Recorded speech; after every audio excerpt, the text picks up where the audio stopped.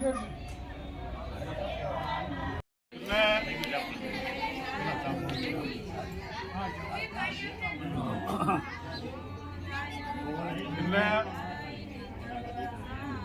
કને આ હાથે તે સાથે છે, અહીં કને હાથે તે સાથે એટલે જે બને છે એવું બધું કામ કરી લો પણ આમ કરી લો તો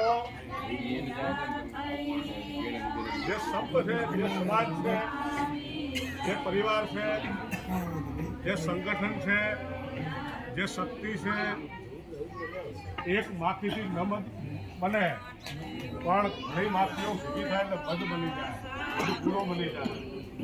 હા, તો એ 1000 માણસ છે ને એક આધાર ચલવી જશે, એકથી કદાચ મારાથી ના હાલે બરોબર, પણ સમાજ છે ને એ કેટલાના ધારે તો રસોડા ચલાવતા હોય ચલવે ને, અને કોઈને આપણે રોટલો આપો ને, કોઈને ધંધો આપો ને, કોઈ નોકરી આપો ને, તો એ માલિક ભગવાન એ કંપનીવાળાનો ચલાવવાનો જ છે.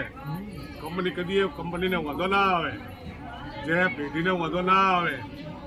જે પેઢી છે ને એટલે પેઢીએ બધું થાય, અને પેઢી હરકી પેઢી, આ હરકી પેઢી અને એક ધંધાની પેઢી આવે, આ 3 પેઢીથી વ્યક્તિ ઉજળો થાય ને. અમુક કંપનીમાં નામ કમાય, જે સ્ટાન્ડર્ડ કંપનીઓ છે એ રૂપિયામાં નુકસાન કરી દેતી હોય, પણ મારી કંપનીને, મારા નામને બટ્ટો ન લાગવો જોઈએ. આ વડીલોની એક કમાણી છે, જે પેઢી છે ને એ વડીલોની કમાણી છે. અને ખેતર, વાગર, મૂડી, આબરૂ, વ્યવહાર, ઘરનો ધરમ, આ જે મૂડી સાચવી છે આબરૂની, નામની, નામ રહંતા ઠાકરા નાણા નહીં.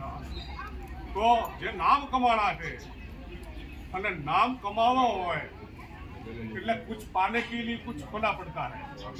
આખી જિંદગી વડીલો પોતે સમાજમાં નામ કમાણા હોય, ઘાસી જાઓ હોય, રોટલામાં, આવકારમાં, વ્યવહારમાં, ઘરના ધર્મની અંદર, અને પછી સાચું ધન છે દીકરા દીકરી છે. આપણું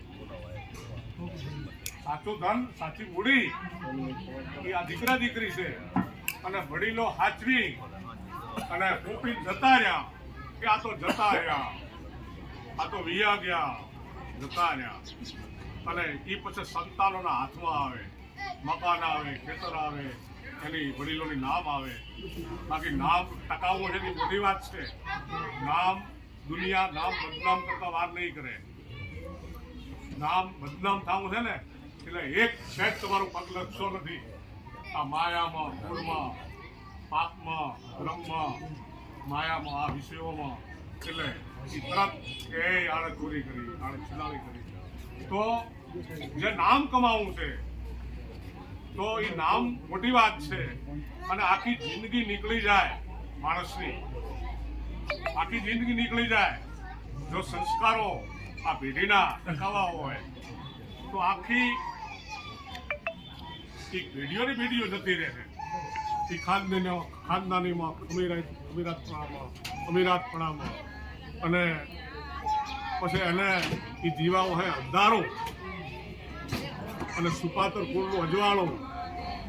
મા બાપ જન્મ આપે, કર્મ ના આપી શકે, એટલે પછી એના ભાગની વાત છે, એના હાથની વાત છે. મા બાપે તો હોપી દીધું, મને મારા બાપે હોપી દીધું. પછી આ ટકાવું ન ટકાવું અને નામ ગુમાવવું, મારા બાપનું નામ બદનામ કરવું, એ તો એક સેકન્ડની વાત છે. પણ મારા બાપનું નામ જાળવવું છે, પ્રજાપતિનું નામ જાળવવું છે, મુંગારનું નામ જાળવવું છે, આ હાકનું નામ જાળવવું છે, આ ગામનું નામ જાળવવું છે. તો એ બનવાકાળ બન્યા કરે છે, પણ છતાં અહીં કને ચેતવા જેવાની જરૂર, અહીં કને ચેતીને ચાલવાની જરૂર છે, ચેતીને જીવવાની જરૂર છે. એટલે કોઈ આપણે પૂછશે નહીં કે ભાઈ કેટલા રૂપિયા સાહેબ. જરૂર લોકો જાણતા હશે, સમાજ છે ગરીસો છે, સમાજ છે ભગવાન તુલ્ય. એટલે સમાજની અંદર આપણું વર્તન, આપણી વાણી, આપણો વિવેક આ બધું એમાં મર્યાદા છે. આ બોલવાની પણ એક મર્યાદા હોય. એટલે હંમેશા સમાજની અંદર એમાં ખાસ નવી પેઢીને, આ તો બધા વડીલો છો તમે, પણ નવી પેઢીને આ એકને બેહે તો એને ખ્યાલ આવે. એટલે સમાજ શું છે, પરિવાર શું છે, ચોવીસી શું છે, અને જે જોડાય એ ઊંચે જાય, જે તોડાય એ નીચે જાય. એટલે કંઈક એને જોડાવવું જરૂરી છે. સારા કામની અંદર કંઈક એને જોડાવવું હોય તો ઘણી રીતે જોડાવાનું થાય. કંઈક એને જો જોડાવવું છે અને જો પાલન કરવું છે, પાળે એનો ધર્મ છે. ધર્મની વાતો થાય એટલે પાળે એનો ધર્મ. જે નથી પાળતો તો એનો ધર્મ હાર્યો. ધર્મ હાર્યો એમાં ઠીક પડે. એટલે પાળે છે એનો ધર્મ છે. એટલે મા બાપની આજ્ઞા પાળે, વડીલોને માનપાન આપે, આ જરૂર હોવું જોઈએ. અને આ એક ગરિમા છે અને સમાજની જાજમ હોય અને સમાજની અંદર આ એક ગતમાં જીવા છે અને એ ગતથી આપણો ઉદ્ધાર થાય. આત્માનો આપણી ઉચ્ચ ગતિ પ્રાપ્ત થાય કે સમાજમાં વરવું, સમાજમાં કરવું, જ્ઞાતિનું ભલું ઈચ્છવું.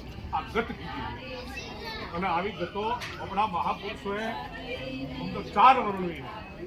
એમાં ભગીરથી ગંગા, જ્ઞાતિ ગંગા, આ જ્ઞાન ગંગા, સત્સંગ છે, ભજનથી જ્ઞાન અને ગત ગંગાના. આ 4 ગતો મહાન છે.